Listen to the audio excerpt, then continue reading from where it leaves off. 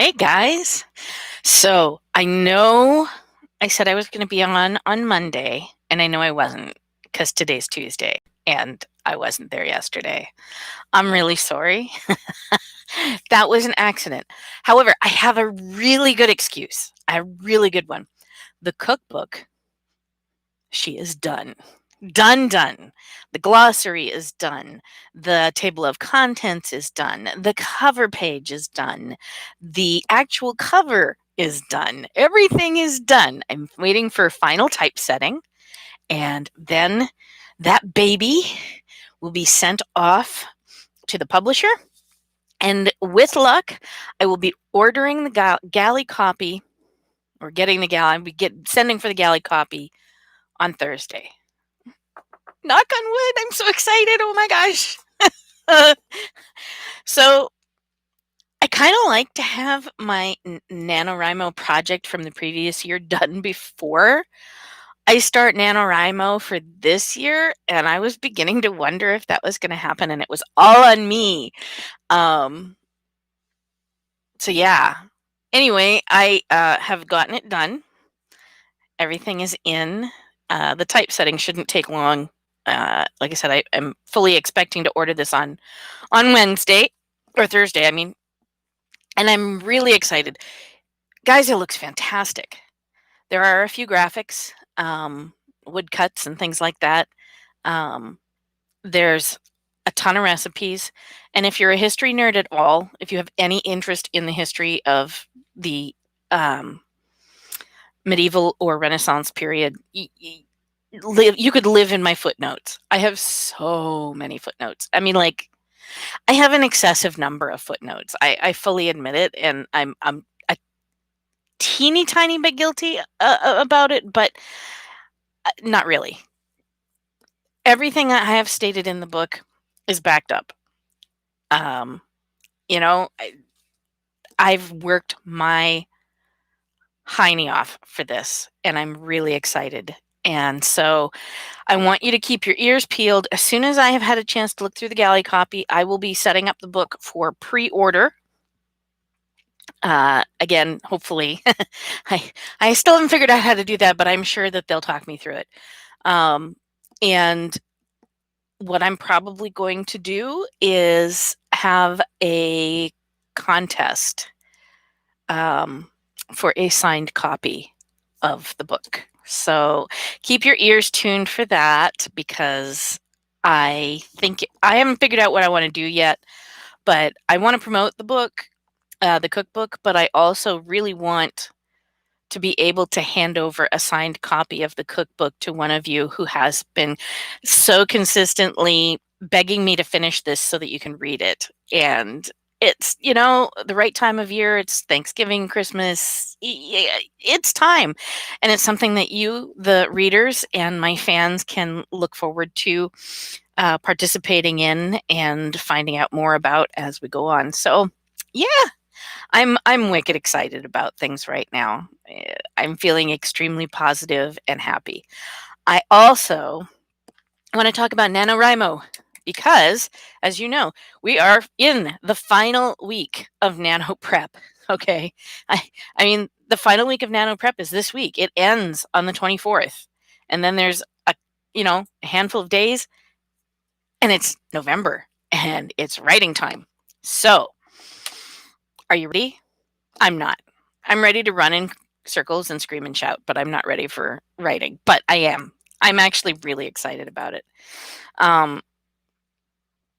The NaNoWriMo website has a little quiz to help you figure out what kind of writing you do best. Not genre, but like how much planning you need to do and tips and tricks and things like that. It's fun. Don't feel beholden to it, but if you're looking for an excuse not to write something for a little bit and you want to just take a mental break, go do the quiz. It's fun. By this point, we've covered characters, we've covered world building, we've covered your physical space for writing. We've gone over tons and tons of stuff.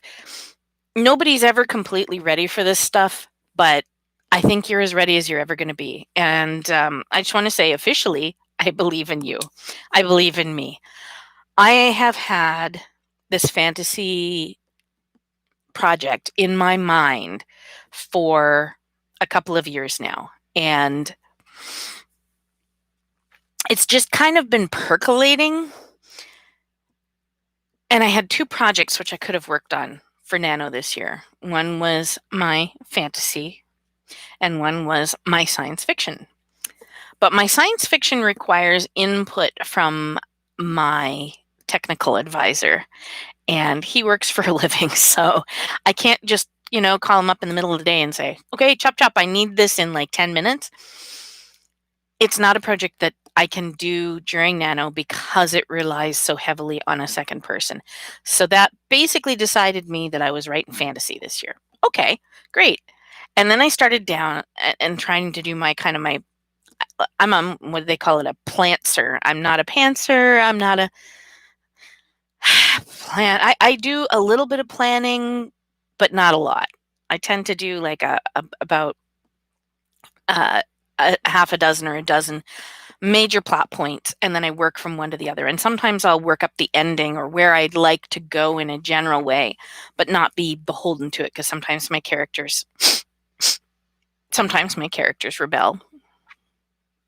It's true. I must be an author because my characters go and do things and I am not in charge of them. What the hell? Anyway, I was not. I was looking at the fantasy idea that I had, and it was great. I love the idea. It hasn't really been done. It's a new take on something really old, but I haven't seen any other books. I went looking on Amazon. There's nothing like it. So it's kind of new and exciting without being so new that it's like a new genre or something. So it won't be unfamiliar to people. It's still going to be high fantasy, okay? But I couldn't find my plot points. Now I've winged it before completely. I've honestly, the second Alex book, I had the beginning, like 2 paragraphs, and then a vague idea of the direction I wanted to go in because I had some jokes that I wanted to work in, and that was it. And I got through that okay. However, I didn't want to do that with this because the idea is new enough that it really deserved more of me than just the shite that I'm going to write during Nano. And so I really went searching, and I used my favorite searching tool for plotting ideas, and I went to Pinterest. Pinterest is not a good search tool, okay? It's not.